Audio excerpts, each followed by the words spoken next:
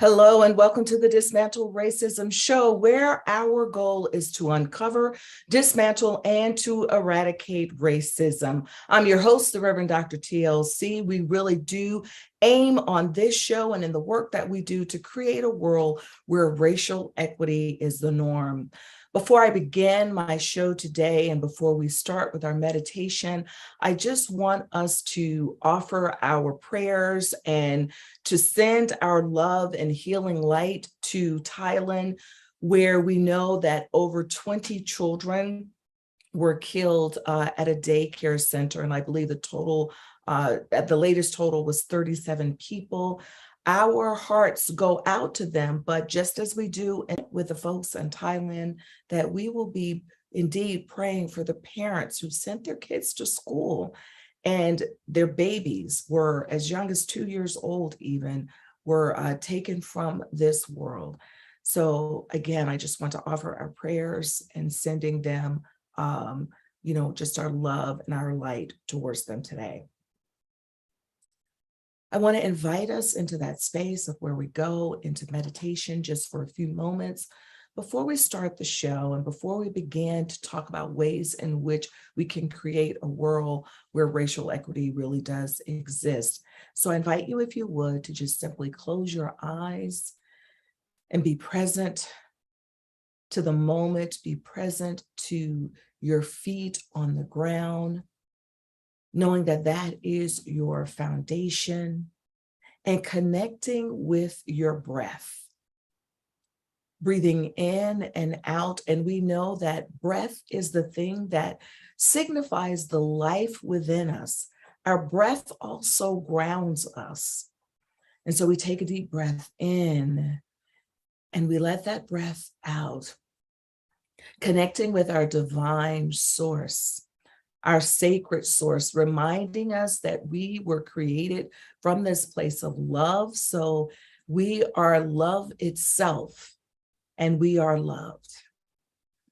Taking a deep breath in, breathing out, connecting with your own divinity, connecting with your ancestors, those who came before you, inviting those ancestors into this place, connecting all of who we are with our past, with our present, knowing that we are connected with not just the people in our households, but the people in our communities and in our world.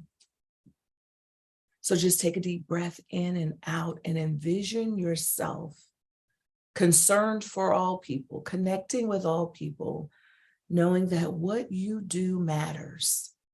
We are part of a greater ecosystem. We're all connected. So breathe in and out, and not only connecting with your ancestors and this present world, but connecting with those who are to come after you.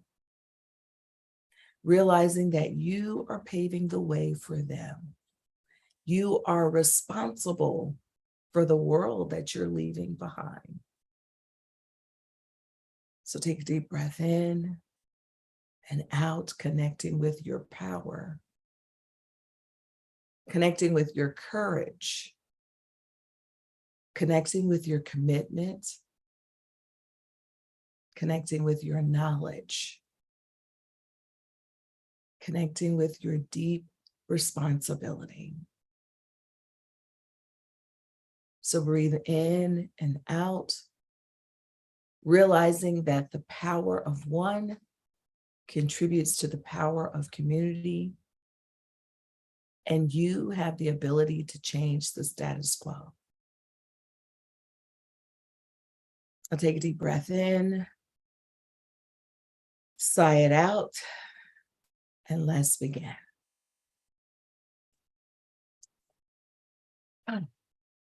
Today, I want to talk to you about a concept that I used to hear when I was younger, and of course, I hear it often now, but really when I was a child, I used to hear this phrase, reading is fundamental.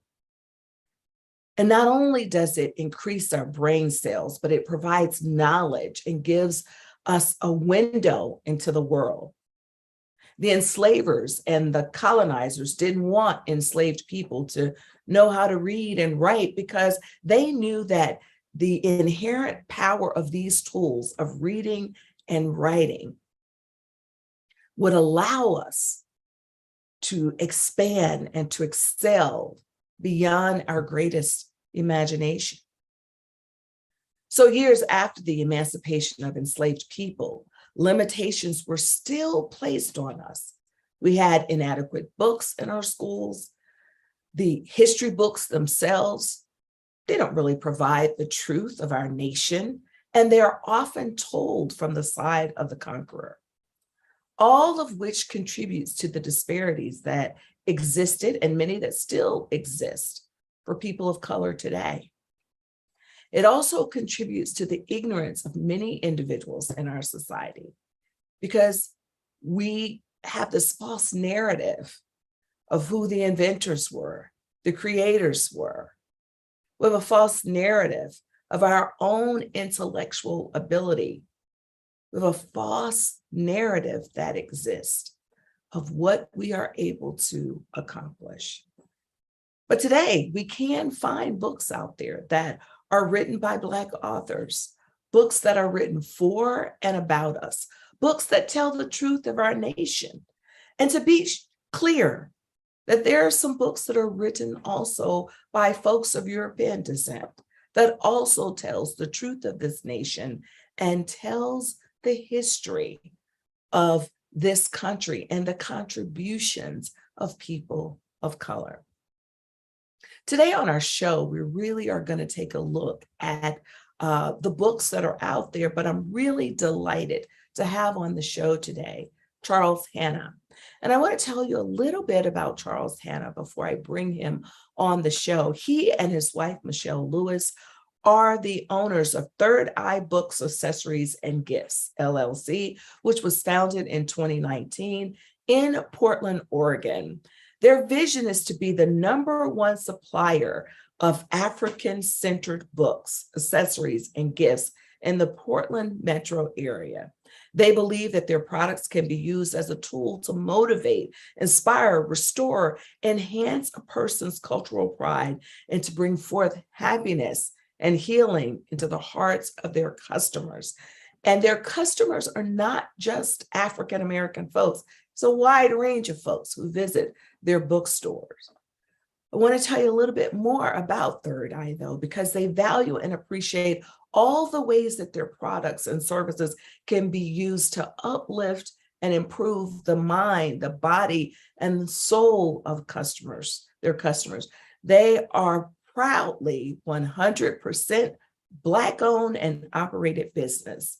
They believe in practicing cooperative economics by giving back to their community and supporting community-based organizations that uplift and empower the Portland residents. Now, I believe that they are far-reaching, not just in the Portland area.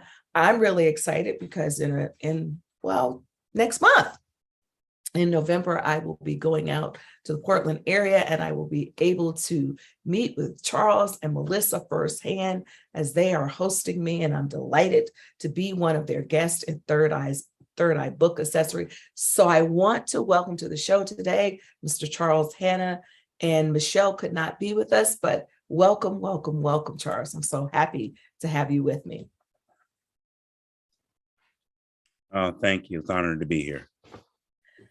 So Charles, I want to begin by having you to kind of talk with me a little bit about what inspired you to open a bookstore in the first place. Okay. We'll give an honor and thanks and praises to ones who came before us, give an honor and praises to the elements and principles who keep us going forward. I start with that. I have always been a lifelong reader. I was forced to become a reader by my mother. I say that really being serious because she knew that being single mom, living in the projects, only child, that I needed some company. So what she would do with me is take me everywhere with her, and I would have to have something to read. And it would normally be a comic book or some sports cards or something that I thought was fun. And that's where the momentum began. But what it really inspired me to open, I should say, what inspired my wife, because my wife gave this vision. This is her mesh connect. This is her purpose. And it's always has been mine too, but a business model like this, because there's been a void in our community of about 12 years where we had no access to Black books, where we could walk into a store and look around and pick something off the shelf. That wasn't there in Portland for about 12 years. So that was really the inspiration so we can get our books again, because me and my wife would take trips out of town and fill up suitcases and spend time at other people's bookstores. So we wanted to bring a bookstore to Portland. So that was our inspiration. Mm. And, Charles, you're saying something that's really important here, because when I think about even those ads about reading is fundamental, I remember as a child that the whole purpose of that was to get young people involved and to get them reading. And just as you say, your mother wanted to give you something to inspire you and something to keep you company, while you were with her, or if you were alone, or whatever the case may be, because reading does take us to another world. Yeah. And as you're describing, a little bit of your childhood, it could take you somewhere other than growing up in the projects as well. Yes. Right. Yeah. And what I think is so interesting about reading, especially as I was sort of sharing in the beginning how they tried to keep it from us when we were an enslaved people, the truth of the matter is the whole writing and hieroglyphics started in the Egyptian culture. So it started with us, but it's interesting how things sort of got shifted around a little bit, and the narrative began to be told differently, right? Yeah. And took a little bit of the power away, so to speak. But Charles, we actually have to take a quick break. And when we come back, if you could talk to us a little bit about, what are some of the things that you, the progress of opening bookstores? Yes. What has been some of the challenges, and what have been some of the rewards of opening the bookstore? So we're going to take a quick break, and we'll be back today with my guest, Charles Hanna. This is the Dismantle Racism Show. We'll be right back. Are you a business owner? Do you want to be a business owner? Do you work with business owners? Hi, I'm Stephen Fry, your small and medium-sized business, or SMB guy, and I'm the host of the new show, Always Friday.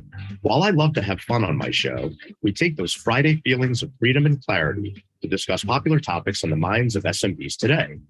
Please join me and my various special guests on Friday at 11 a.m. on talkradio.nyc.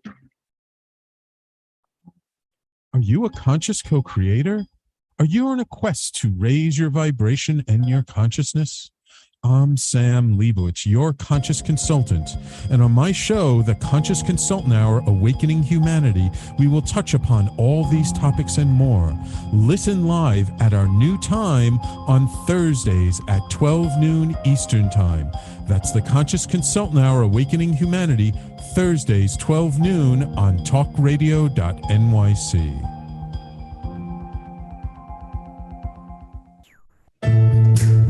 Are you on edge? Hey, we live in challenging, edgy times, so let's lean in. I'm Sandra Bargman, the host of The Edge of Every Day, which airs each Monday at 7 p.m. Eastern Time on talkradio.nyc. Tune in live with me and my friends and colleagues as we share stories and perspectives about pushing boundaries and exploring our rough edges. That's The Edge of Every Day on Mondays at 7 p.m. Eastern Time on talkradio.nyc. You're listening to Talk Radio NYC. Uplift, educate, empower.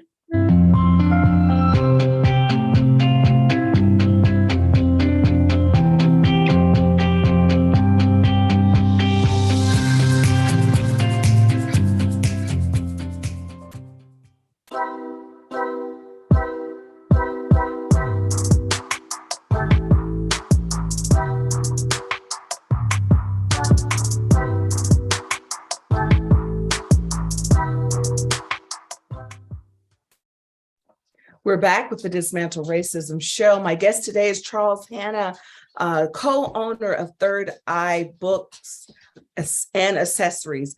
Charles, talk to me a little bit about some of the challenges that you've experienced, because I imagine that there are challenges with just opening a Black bookstore, period, and then COVID hit the very next year. Yeah, it's been quite the journey. This is our second location. Our first location, we started before the pandemic hit. We took a trip to Kemet, or some people call it Egypt, to explore with Queen Afua the 16 different sites and temples and things like this. And when we got back, COVID was really rampant and everything closed down, of course, and they sold the building. So we had to move. And actually, we were just getting ready to launch our business, but we had to pull back, put it in storage, kind of really in storage. And as they say, pivot the business model more to an online model and things like this. One of the biggest challenges is something you led with at the start. And I had to break the word down to see what it really was. Reading is fundamental. Reading is not fun. So that's what we're our biggest challenge is to make reading fun, to where make reading interesting again. As you alluded to, our ancestors were forbidding to read. Eyes gouged out, hands chopped off, all those wicked things about just obtaining information. So I'm just looking at the word fundamental. Fun at the first part, the does in the middle, but the mental's in the end, at the end. So it has to lead to something. So our challenge is to make reading fun. Our challenge is to make, I would say popular, make reading sexy, to make reading like it means adds to something. So that's one of our biggest challenges. It's not even the money, because if I tell a parent, here's not the challenge. There isn't a parent who wants to do for their child. If their child wants to be a scientist, if they find a book about the kids like, parents will buy the book. My challenge is to find those books for the parents to buy. That's one of the biggest challenge. Another challenge is ignorance out here. There was a fellow came to the bookstore, and you come to our bookstore, we do have a lot of authors of all different backgrounds, but we highlight Black and brown authors. He looks on the table, he says, you only do Black authors? I'm like, no, we do other authors too. Then he said, well, my favorite author is, he went to some 18th century white author, and we all know him. And then he asked me who my favorite author was. And I told him James Baldwin. And at the same time, he looked at me, and I think it was out of ignorance. He said he didn't know who James Baldwin was. Which I find incredulous. At the same time, he tucked his tail and ran away from the table, because he wasn't ready to understand it, or he did know, but didn't want to face the fact that there's other master writers out there. So one of the biggest challenges is let folks know that there's Black people who do write good books, Black people who write award-winning books, so just to get those books out there. There's so many books out right now. I tell people there's 10 to 12,000 books every Tuesday that's published. We can't possibly have them all, but with books like this, we can keep. Yes. But how we found your book is this how through the grapevine and things like this. So there's challenges of finding books, but I guess the rewards always outweigh the challenges for me, because we're inspiring people to do things that's never been done before. We're inspiring. We are empowering ourselves to be a problem solver in our community. Well, it's interesting that, so let's go back to this. Really, you're opening everyone's eyes, because even that gentleman who came in and said he didn't know who James Baldwin was, even if he tucked his tail and ran out, I hope that it put a seed there that you should know who James Baldwin is. Because one of the things when we're deconstructing race and deconstructing racism, basically, I remember when I worked in a high school And I was telling these groups of teachers that we have to teach more than just William Shakespeare. I remember using the word just William Shakespeare, because the English teacher went, just William Shakespeare, like, oh my gosh, like that, right? And I said, yes, there are other people that we can use to teach our kids how to read and how to write. So we have this idea of what perfect writing is. Mm-hmm. We have because even when we think about what's an award-winning book, Mm-hmm. an award-winning book might be something written in a completely different dialect that speaks to the heart of the people that it's serving, right? Mm-hmm. And so I know that one of the things, though, and I'd love for you to tell us how things changed in your bookstore, particularly after George Floyd was murdered, because I know your area is predominantly a white area, correct? Yes, yes. So talk to me a little bit about that. Well,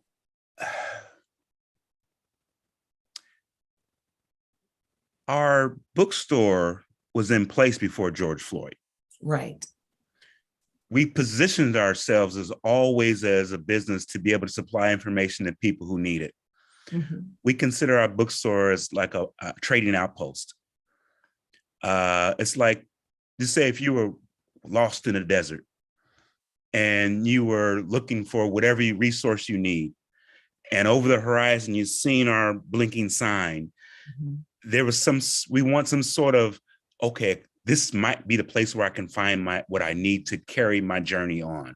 Mm-hmm. Mm-hmm. So we're like a trading post. But after the murder of George Floyd and all the civil unrest and uprisings, and Portland was very peculiar because we kept it going up here. Folks kept it going. It was on the national news, and it was very isolated incidents and very small, contained, but folks still kept the story going, which I'm glad they did. Mm-hmm. What our bookstore gave was an opportunity for people to come in and talk and meet. Mm-hmm. Not so much about George Floyd, not so much about the civil unrest, but to have conversations. Our Portland is on the map as probably as one of the places that people visit from all around the country. Mm-hmm. And we knew this right away when we have a big map. When you come into our store, you have a chance to put a pin on the map of where you come from around the country. We've had people from every state, about 7 countries, visit our store. And this one story just really interests me about how we need to do things more like this. It was a white couple from Wisconsin. Mm-hmm. They were on vacation. They came into the store and they were kind of hesitant. They looked around and they asked a question. It was a simple question about what's good and what's hot and all that stuff. And so we started having a conversation. At the end of the conversation, she said this is the first time she's ever had a conversation with somebody who didn't look like her in her entire life. Wow. And I say that to remind people there's pockets of people who don't talk to Black people, who don't mm-hmm. talk to white people, not because they don't, because they're just not in proximity. Mm-hmm. Or when they do talk to somebody Black or brown, it's on a transactional basis. Thank you. How much is this? Thank you. Have a good day. All that transactional stuff.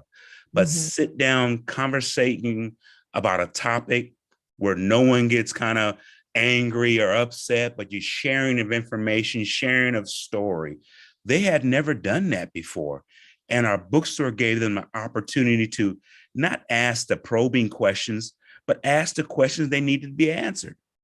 That's right. And Charles, I want to just say something mm-hmm. about that because as we talk about mm-hmm. Conversations, interracial dialogue, sometimes there are basic things that people want to know about one another. And we have to create that safe space for people to be able to do that. And I believe that when people walk into your bookstore, mm-hmm. even though the books are by mm-hmm. Black and brown people, the majority, I think the atmosphere is inviting to say, have this conversation, because you have to be able to share with people what the book is about, mm-hmm. right?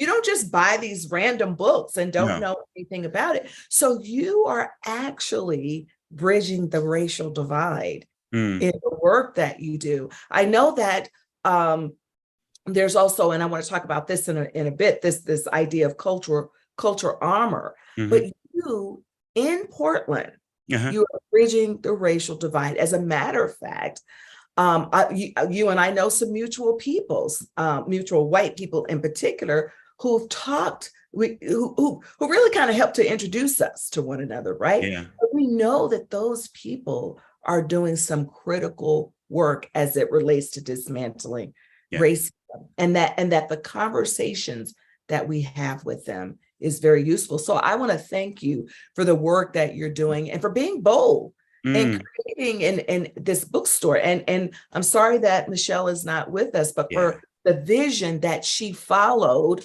that was placed on her by God and the ancestors, like to do this, because I want this to be an inspiration to other folks too, who want to start a business or who want to do something magnificent like you're doing. You're doing it where the odds would say, no, don't do it, because there won't be enough people interested. And that's proven to be false. That is true. Thank you for saying that, sister, because you're right. We're like 10%, not even 10% of the population here in Oregon. You know, Portland is real small. We are in the largest, whitest city in America. What we're trying to do is show people that you can be unashamedly, unapologetically Black, and still embrace your humanity in loving the planet, loving the bees, loving people, loving water, all those things to contribute to make this a better place. I kind of tell people I'm really stuck in history because history builds my foundation of facts where I can continue to grow on and things like this. I stopped arguing about a lot of things like now. Like I can tell you right now that African people invented writing. So we've been writing books for a long time. I can tell you by scientific evidence that we invented paper, the pen. So we've been writing a long time. For me, myself, I have gained the skill of reading the hieroglyphs. I can write the hieroglyphs. I can use those ancient language and stories and build them forward. But at the same time, I want to take the new stories of people and authors and make sure they're available for people in our bookstore. Because one thing has happened is our bookstore is set up where books will find you. You know, you won't come into our bookstore and run to the fiction section or get lost in the sci-fi section. Well, here it is. You'll find the sci-fi books, but along the way, Toni Morrison will say hi to you. Octavia Butler will wave to you. All those Mayans will wave to you. Octavia Butler is pretty sci-fi to me sometimes with some of that. She has her own spot, you know. She has her own place. Well, Charles, we do have to take a quick break, but you know, you just reminded me of James Baldwin, because James Baldwin said we're trapped in our history and our history is trapped in us. And it's about what we decide to do with that awakening and understanding how deeply connected we are with our history. When we come back, Charles, I do want to talk about this idea of cultural armor and how books can be used to equip us with that. So we're going to take a quick break. We'll be right back with my guest today, Charles Hanna. Are you passionate about the conversation around racism? Hi, I'm Reverend Dr. TLC, host of the Dismantle Racism Show, which airs every Thursday at 11 a.m. Eastern on talkradio.nyc. Join me and my amazing guests as we discuss ways to uncover, dismantle, and eradicate racism. That's Thursdays at 11 o'clock a.m. on talkradio.nyc. Are you a small business trying to navigate the COVID-19 related employment laws? Hello, I'm Eric Sauvert, employment law, business law attorney, and host of the new radio show, Employment Law Today. On my show, we'll have guests to discuss the common employment law challenges business owners are facing during these trying times. Tune in on Tuesday evenings from 5 p.m. to 6 p.m. Eastern Time on talkradio.nyc.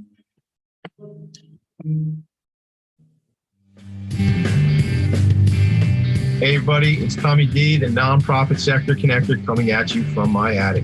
Each week here on talkradio.nyc, I host the program Philanthropy in Focus. Nonprofits impact us each and every day, and it's my focus to help them amplify their message and tell their story. Listen each week at 10 a.m. Eastern Standard Time until 11 a.m. Eastern Standard Time, right here on talkradio.nyc. You're listening to Talk Radio NYC at www.talkradio.nyc. Now broadcasting 24 hours a day.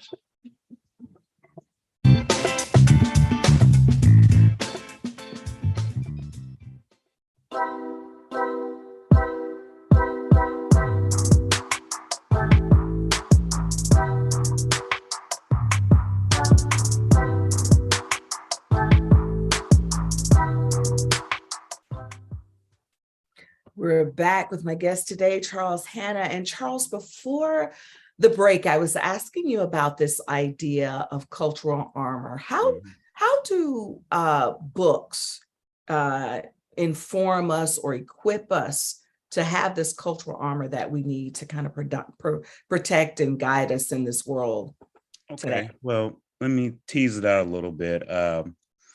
Books give us strength. Books give us information. One thing with children and literacy, what has proven the only difference between high achieving children and children who don't achieve is the amount of words in between they have. So, and that's as far as an adults. Have you ever been in a conversation with somebody and the conversation is real short? They don't have a lot of things to talk about. It's more than likely because they don't read a lot. You know, it's not saying they can't read and things like this. So when it comes to cultural armor and being who you are, there's a saying of knowledge, know thyself. Right. Know thyself was so important that in ancient Kemet, it was written on entrances of a temple. So when you came into the building, you looked up and you seen know thyself. And it's talking about knowing who you are as an individual, knowing your own things you do. And there's a quote from a book that kind of leads me forward. Here's quotes from a book that kind of helped me steer me going. And it's a book, one of the more popular books called Think and Grow Rich. You know, it's a Think and Grow Rich from a Black choice. But this is from Napoleon Hill. He says, tell the world what you intend to do, but first show it. See, if I told everybody I was going to build a bookstore, people are like, oh, yeah, that's a nice idea. And it probably wouldn't have been done. Right. So now you can walk inside of the bookstore. And there's a second part to that is there are no limitations to the mind except those we acknowledge. Yes. And so what that does, it helps me prepare my brain to know that I can achieve anything. Now, here's the point. When I was over in ancient Kemet and the Giza Plateau, I put my hand on the Great Pyramid. Actually, we went inside of the Great Pyramid. Actually, we went inside of the King's Chamber and had a great experience. So we were inside of these things that were built by African people. Yes. Yeah. It's so amazingly, they can't even take it apart. Because if they could take it apart, it would be taken apart. So they built something that we can't even imagine now, but we can still see it every day. It's one of the 7 wonders of the world. And I think it's so amazing because even as I was talking about the enslavers trying to keep us from learning how to read and to write, I was thinking about the fact that, wait a minute, even before we knew anything about reading and writing, our divine selves knew how to construct and to do these amazing things like the pyramids and like the hieroglyphics. So it really just goes to show that even when you try to destroy us, even when you try to take it away, that the divineness of us, that our sacred selves are more powerful than we can even imagine. And so I love the fact that it says, know thyself, because if we know the power that we have inside of us, there's nothing that anyone can do to take that away from us. I'm thinking about as you're talking about, Kemet, and you're talking about just the ancient hieroglyphics and pyramids and all that. Asa Hillard comes to mind, who wrote The Reawakening of the African Mind, right? Just the idea of the more we know, the more knowledge we have, the Mhm. more empowered we are. And I Mhm. think that that's one of the things that you're Yeah. talking about with this cultural armor, that we have Mhm. this sort of shield around Yeah. us that protects us from the outside world, Mhm. and that also empowers us at It the same is. time. And there's two symbols that we really gravitate to, that actually people are starting to really gravitate to. The first one is a symbol that I usually wear every day, is an Yes, ankh. yes. Now, this is the most popular symbol that you can find in Kemet. It was Mhm, so, I think our ancestors wanted to know this symbol because it's written everywhere. mhm, And it mhm. means life, Yes. speaking life. And it's representation of whatever. But I wouldn't even go in that deep real quick. But another symbol is the eye of Haru, or our logo. Mhm, It's an eye that's pointed left or the right, depending on which way you look at it. One mhm, means all encompassing, and one means a real sharp vision, a mhm. real clear, intentional, sharp vision of what we need to have. I wear this as part of my armor. You see my cultural gear is part of my armor. And what this does, it tells people from the outside that, hey, this guy's got something on that is Yeah, interesting. that's right. So people will ask, people will see, but what it gives off is a feeling of culture with me, myself, because Mhm, it's a Black designer or things. I mhm. try to wear things that kind of equip me with some, I can talk about where they came from or what it does for me. My jewelry, my amulets, whatever you think. And so that's part of the first layer that you see. Mhm, I would say the mhm. second layer. The first layer is me. The second layer is what I wear. The third layer will be definitely the books that I bring to the puzzle about Right, anything and how to shape my mindset, how to shape my vision, because I right. always want to be true to who I am and to who my people are, and to who my people were, and to Mm, who my people is. So mhm. it's that point. It's not about trying to be this cultural representative. It's to let other folks know that this dude knows his stuff. Well, You I know, think, but I think it's about being authentically who you yes. are. Because Mhm. for so long, when we've entered into particularly white spaces, Mhm. we've had to be mindful of what we Yeah. wore or put on, or am I looking too Afrocentric? Blah, blah, blah, blah, Mm. blah. And it's so interesting because I can remember even as a graduate student, when I would go and teach classes, and this was at a predominantly white university, I had to think about what I put on, and I hated it. Yeah. I wanted to walk in what I wanted to walk in with. Mhm. But I also knew that if I were going into this space to teach a group of students, they had to be able to hear me first Mm. before passing Yeah. a judgment on who I am as an individual. Now, of course, I show up how I show up Yeah. because I'm just, something happens with age, but also I have a different practice now. Yeah. I'm doing something differently. I mean, obviously, if I'm talking about dismantling racism, people pretty much expect me, however I Mhm. show up is how I show up, right? Yeah. But I want us to understand something in this culture of white supremacy, what you Mhm. just said. Yeah. There are places that if you walked in with this on, Mhm. there's something that happens for folks and it Yeah. makes them feel uncomfortable sometimes. Folks have to examine their own stuff because while it might make them feel uncomfortable, it's giving you your cultural armor. And I Yeah. think that that's beautiful. It's grounding you in who you are. Yeah. I want to ask you, another question in terms of just thinking about um, all of the things that have happened to us. You talk about your bookstore being a way of healing basically mind, body, and soul. It's a Mhm. way of connecting with all of that. How what other sort of healing modalities would you Mm. say help to kind of generate, All this right. this strength and purpose in the Black culture? Okay, great. If you step into the bookstore at 2518 Southeast 33rd, right here in Portland, Oregon, you're going to experience a couple things. One thing you're going to experience right off is that it's going to smell different than any other store that you're going to step in today because we burn incense. We burn the incense that takes you back to Big Mama's house, the instance that takes you back to home, instance that I wish I could burn this on my job, that type of stuff. We're going to have some sage, some incense. The next thing you're going to see is you're going to hear something that you'd never hear in any other bookstores. Smooth jazz, R&B, some reggae, some Black voices, no voices, but you will not hear the elevator music. You will not hear that. Right. Another thing that we're going to affect you with is the vision. You're going to come in right away. And this is where the breaking part is for a lot of folks, is because some folks walk into the bookstore, and we know who you are, is you'll look around and you'll look to attempt to find yourself anywhere, especially if you're a white person.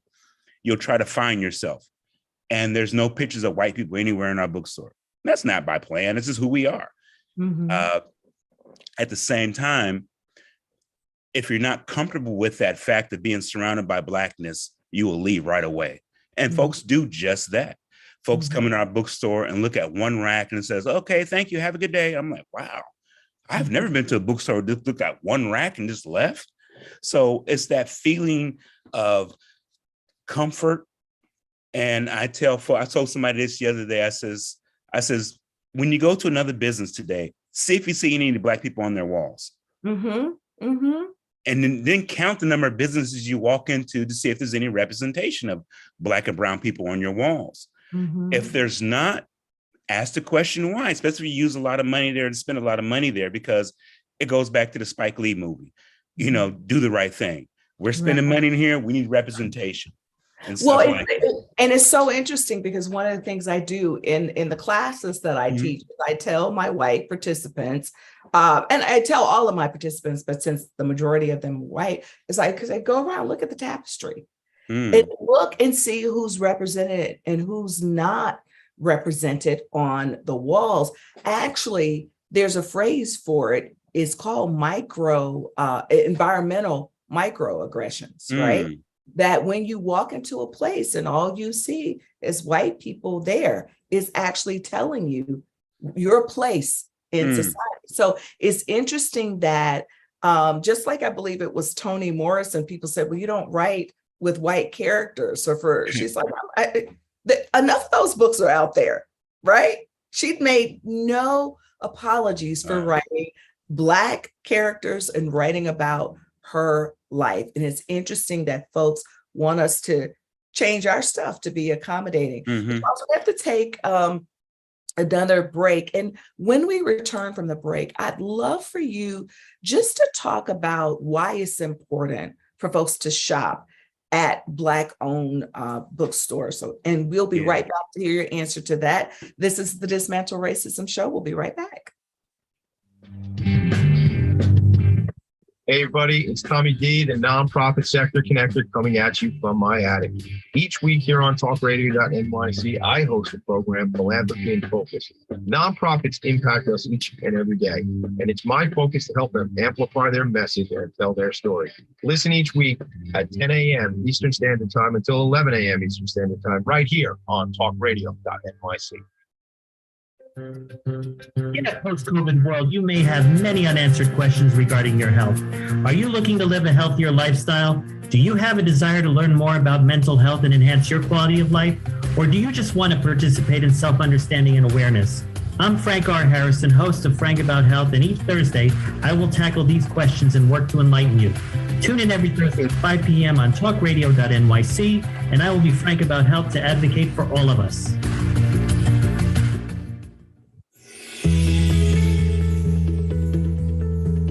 Calling all pet lovers.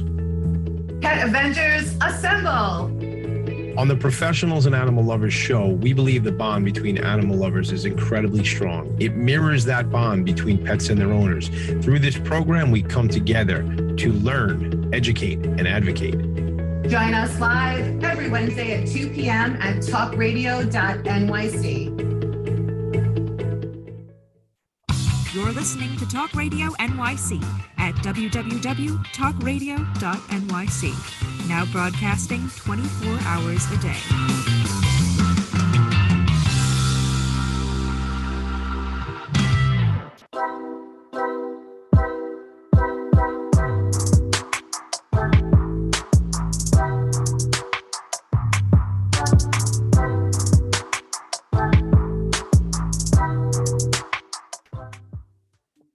We're back with my guest today, Charles Hanna. Charles, before we get into why people should support Black-owned bookstores, tell me a little bit about who some of the guests are that you've had to come out, because you host authors come out and do book talks, and you've had an opportunity to meet some wonderful authors that are out there.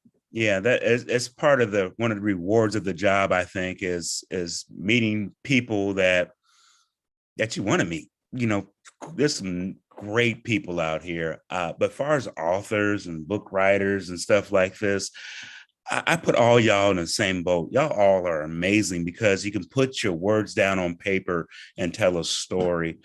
We've had everybody from local authors who published one book, and we've had local authors who published award-winning books. Keisha Jose Fisher's book, No God Like the Mother, she won Oregon Book Award for 2020 for fiction. This sister wrote a powerful book, but it's during COVID epidemic, the pandemic. So what we did as a bookstore, we had to have her come in as our first guest author. Yeah. We had to have her. And then locally, we have David F. Walker, who's a comic book brilliant writer, who wrote Eisner Award-winning The Black Panther graphic novel from Portland. He's teamed up with some people around in the industry.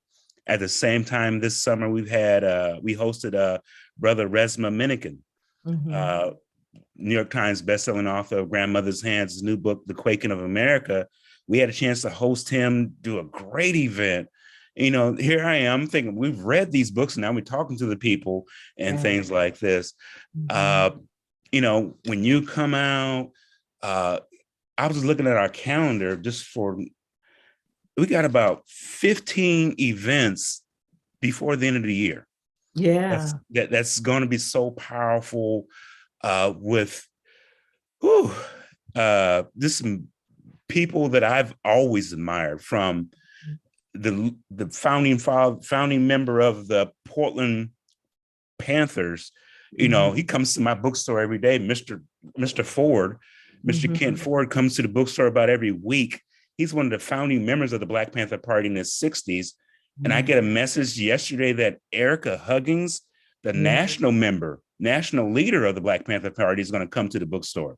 Yes. So we're getting traction of getting folks in. We just got named the second best bookstore in Portland. I'm really excited about it. Congratulations. Thank you. And people always say, well, who's the first bookstore? Well, I say this. Do you know who beat Michael Phelps and Usain Bolt for 12 years? No one beat them in 12 years in Olympics. So someone came up in second place and has a silver medal that no one knows about.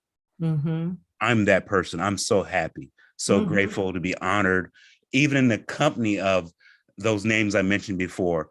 Even in the bookstore who's number one, I'm so happy and grateful that we are able to do things that we didn't think was possible, but we didn't set no limits on our mind, though. That's because you have that cultural armor to tell you who you are. We still have a mission to finish. We still have a story to tell. There's still books who need to get out there in people's hands. I have a mantra every day that I kind of say to myself. Is today the day I sell a book that's going to change the world? Yes. And so go ahead. And that's a powerful, powerful question. Well, I want to be sure, though, before our time runs out, tell us why people should support Black bookstores and how the best way to support. Why support Black bookstores? Because we're Black business. We inspire the future. We generate tax revenue. We employ people. We give back into the community. We're going to bring you books that you probably never thought of before. We're going to supply a Black business model because we try to empower other Black folks to do business with us. It's very important that you don't even have to spend money to support Black business. Share their page, share their story, visit the website, thirdeyebag.com. Follow us online, give us some feedback, but it's really important to use your money. And I tell people this, and these times we have to be careful and budget our money. So you can budget your liberation right now. You can set aside $50 to $60 and find some books that will change your life. This book, Afro Guides Minimalist to Guide to Living with Less kind of changed my life because I had Mhm. so much excess.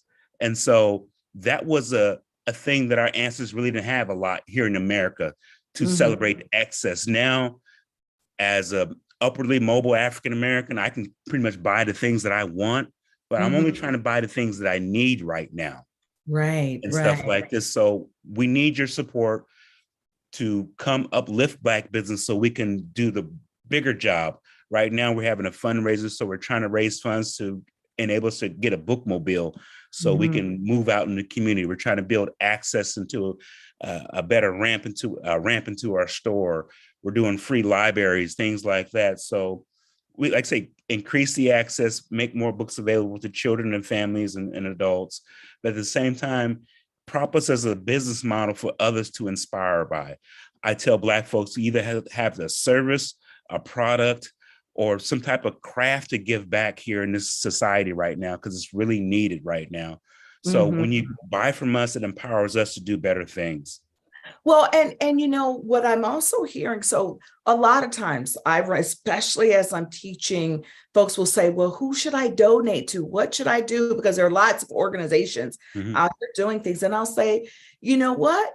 This is one of the ways in which we can create racial equity to be able to help Black business owners out to increase, because we want to increase economically the wealth in Black communities. Mhm. Well, this is one way of supporting it. Find a Black-owned business, but the beauty of supporting a Black-owned bookstore is because you can support by donating, but you can also support by getting the books, reading the books, and changing your life, changing your perspective of Black people, of people of color. And also you can help to inspire other young people in the way that you're saying. So for folks out there who are always wondering, well, what can I do to dismantle racism? This is one of the things that you can do. You can support Third Eye Bookstore. And what people are doing, which is real cool, is they're talking to their employers. They want their workplace to change. Yes. So they have identified books. They've started book clubs in the workplace. And it says, we can find a Black-owned bookstore to supply these books. Would you buy them? And employers are saying, wow, we never knew there was one out there. Yes, get him. We have billion-dollar corporations coming to our small bookstore, getting small quantities of books. At the same time, this billion-dollar corporation just yesterday ordered 100 books from us. So right now we're starting to get some interest from school districts to say, hey, you can get all our books for us, all our texts. So we're expanding our reach and letting folks know that we are here. We're not going anywhere. But at the same time, their patronage really helps us further our mission because we started with one small milk crate of books. Wow. Now we have a store, and how we became a store is out of response from the people. We were just setting up at a church at a table. And the questions were, do you guys have a store? Do you guys have a store? This was on the first vending event. So we knew right away the community needed a store. So we got them a bookstore that they can walk into. Hopefully at one point you'll be able to sit down a little bit. It's kind of small right now, but you can stand and look around and feel happy and proud. I would say this, it's so exciting when Black people come step inside our bookstore. At the same time, it's real sad is when they cry because we haven't had anything like this in such a long time. So it's that cry of beauty, of grace, and they finally found them a place where they can say, well, I see that. I think rather than seeing it as sad, I see it as joy. That they've come home, Charles. They've come home and you've created that space for them to come home. And so what I want to say to our listening audience today, as we're preparing to wrap up, any book that you need, walk into your local bookstore and say, your local Black bookstore, and say, can you get this for me? Now, I do believe in supporting local businesses in general, but you could also go to your local white bookstores and say, hey, get this book for me, right? That's important to know too, because not every book town has a Black bookstore, but walk into your local bookstore. We try to say, go to somebody independently owned. That's okay. Great. Go to Find somebody. somebody independently owned. You'll support them. If you can't find, and I tell people this, if there's a book that a big corporation has that's going to change the world, buy that book and change the world. Stop waiting for that book to come on sale to change the world. Sometimes you just need to just get it and just change the world. Don't get it from the big corporation because it's $2 less. I don't like that part. Don't tell me that the big corporation has it for $24 and I'm selling it for $26. I'm gonna tell you, I can't compete with the price margin of $1 billion corporation.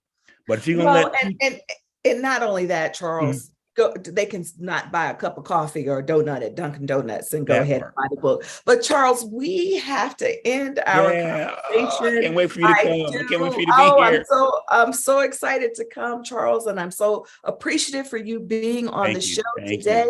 I want to thank my listeners. Please go out and support your local bookstores, independently owned bookstores, and please check out Third Eye Bookstore because you can also order online as well. And so I invite you to stay tuned for the Conscious Consultant Hour with Sam Leibowitz, where he helps you to walk through life with the greatest of ease and joy. May today you tap into that sacred part of you that allows you to make choices that will manifest your greatness and the greatness of those around you. Know that we're all one and we exist because of one another. Make it a priority to share love, hope, compassion, and peace today. Be well, be safe, be encouraged. Until next time, bye for now.